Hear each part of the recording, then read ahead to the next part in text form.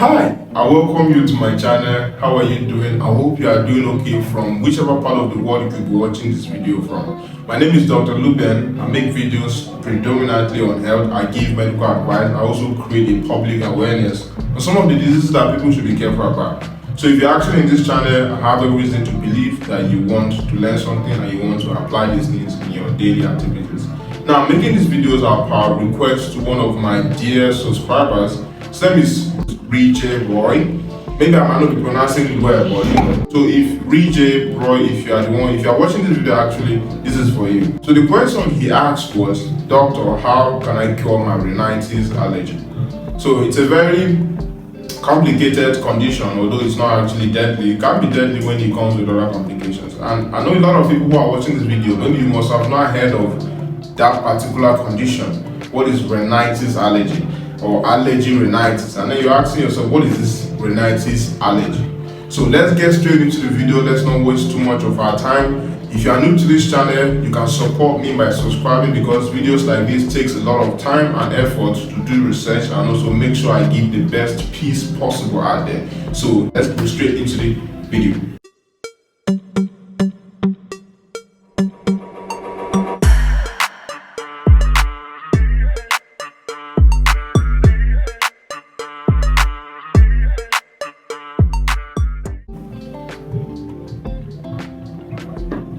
Yes.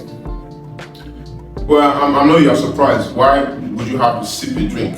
Now, the thing I'm doing is, if anybody can guess, my subscribers though, if any of my subscribers could guess what's in the cup that I'm drinking, then I'm going to do a giveaway for them. Yeah. So now, reading, I'm going to start with this. You asked me a very specific question, rhinitis allergy. How do I cure it?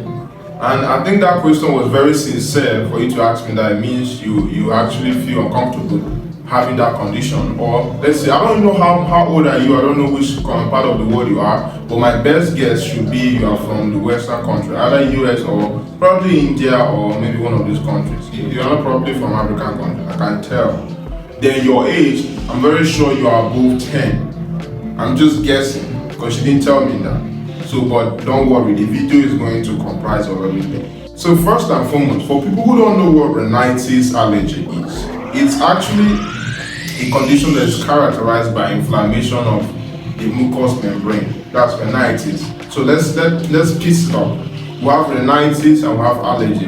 So rhinitis is a condition that is characterized by the inflammation of the mucous membrane. And this also results to symptoms like sneezing, nasal congestion, itching, and a lot more.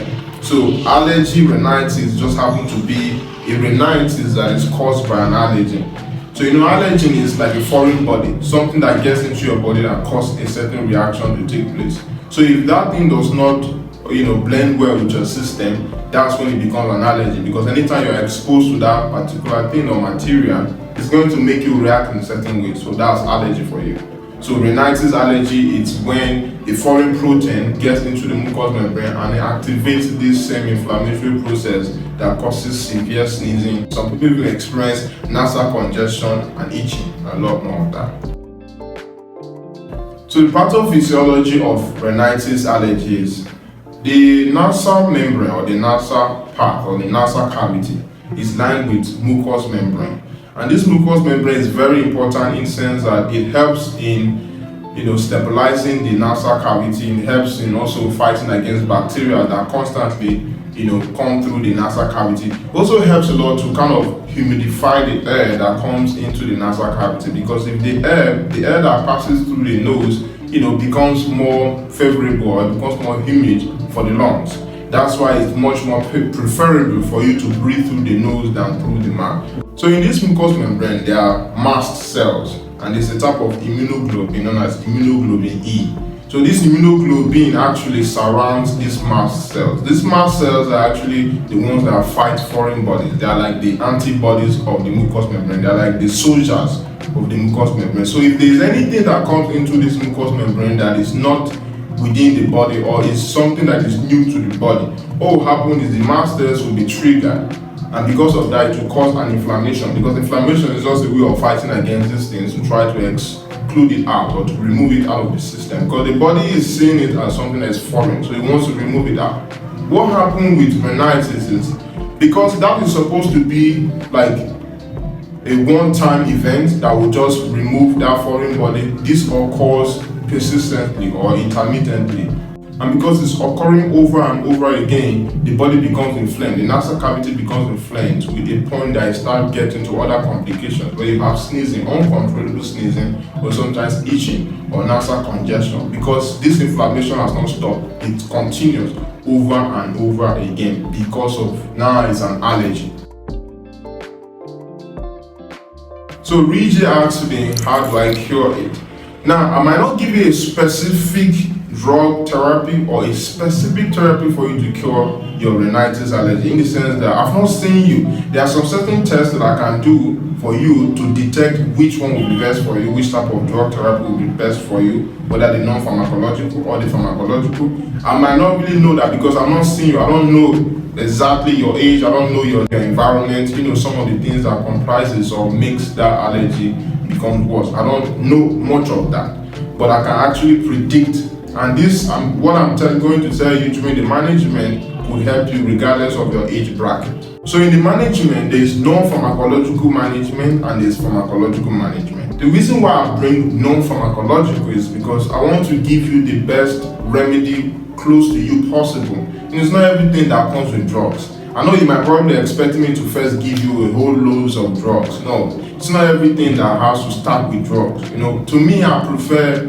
we should approach the non-pharmacological aspect first before maybe the pharmacological can come in. So the non-pharmacological is some of those things that actually cause you to have allergy to your rhinitis, like your environment, the dust. Some people that have rhinitis allergy, maybe it could be dust that triggers that type of rhinitis. Some it could be pollen, some it could be animal bite, some it could be mites, some it could be their carpet, some it could be their bedroom, some it could be even from their environment. The type of weather could also increase their chances of having these symptoms that becomes worse, and then they feel so uncomfortable. Because don't get it wrong, people that have rhinitis allergy, it's a very difficult and it makes life very uncomfortable for them. They are not really comfortable because just notice that every single time you have an episode of this allergy, it makes you have severe sneezing, nasal congestion, itching, and a lot of these are happening. So it makes life very uncomfortable. But mind you, it's not deadly. It's not a condition that is going to automatically kill you.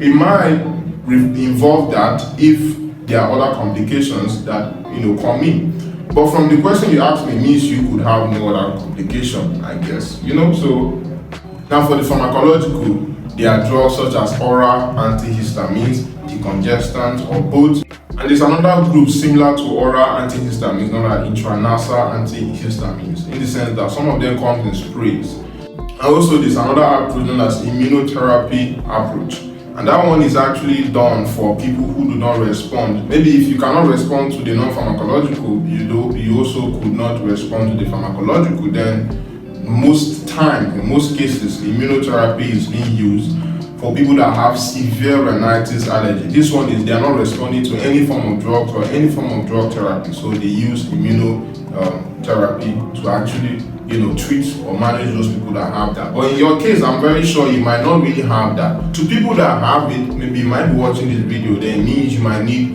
the immunotherapy. But in 2020, there's another guideline that was released by Joint Task Force on Practice Parameters. And in their guidelines, they released that people who are 12 years of age or older, it means they could use, if they have intermittent symptoms, that's their symptoms of rhinitis allergy comes intermittently, they could use oral antihistamine or intranasal antihistamines, or combine them if it is severe, if they have severe intermittent symptoms. And then for people who are 12 years older who also have persistent symptoms, they could actually combine, or they could use the oral histamines and intranasal, mostly intranasal decongestant.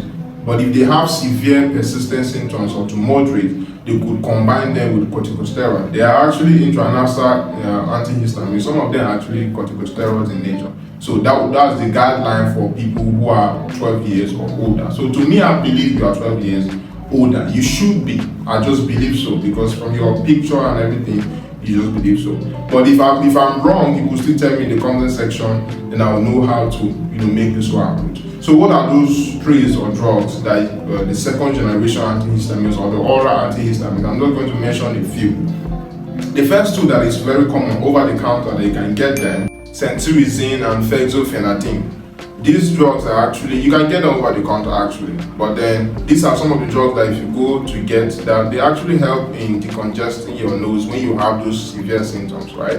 And then you can actually get them. The reason why I'm talking about these two major drugs is because they reduce the sedation. Some of the intranasal antihistamines that are well known, some of them cause a lot of sedation. So you might actually, if you take them, it will cause a level of sedation.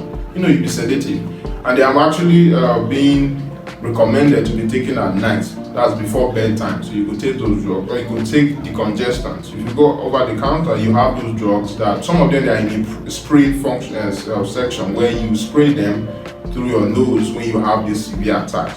So these are basically the treatments that I would recommend for you now. But the best thing that I would tell you to do is actually to approach a physician that will do some of the tests needed.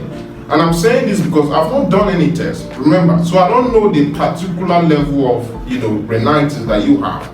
But from what I've said so far, if you follow it and then use the non-pharmacological approach and at least some of these decongestants and the oral antihistamines I've mentioned, the second generation oral histamines, antihistamines that I've mentioned, is going to work well for you. It's another form of alternative known as Mount-Lucas. Mount-Lucas is used for asthmatic patients that have asthma. So you could actually use that if the symptoms kind of present in a certain way that resembles that of asthma. People that have complications of rhinitis, that of asthma secondary to rhinitis or allergy rhinitis, the Mount-Lucas is being prescribed for them. But I'm not prescribing it for you to go and buy, but it could be, you could get that if you notice that these symptoms are more related to that of asthma or worse, or relating to asthma. So that's basically all for the video. If there's anything else I left out that you want me to remind me, or you want me to talk about, or maybe there's a mistake I made in some part of the video, please, you can leave that in the comment section. You can support me by subscribing to the channel, because videos like this takes a lot of time to be made and a lot of research. So the best way you support me is to subscribe, hit the like button, share the video across. I also teach people how to make money online, which is one of the things that I enjoy teaching people, because I like sharing information to people. And I've noticed that how to make money online has been one of the trending topics that everybody is interested in knowing. So I will leave ebooks in the description that will teach you how to make money online. There are so many sources or resources on the internet where you can learn how to make money. That will be in the description. Just follow it up and then it will teach you how to make money. There are courses that will teach you how to copyright. There are courses that will teach you how to program, to code, teach you how to make money on YouTube. Many ways you can monetize on YouTube, many ways you can make money on YouTube without having 1,000 subscribers. Because I know many people feel that for you to start making money on YouTube means you need to have 1,000 subscribers and all of that. But there are still ways you can make money online using YouTube and many other platforms, Facebook, Instagram, and a lot more. So thank you so much for watching. My name is Ruben once more again. So see you in another video.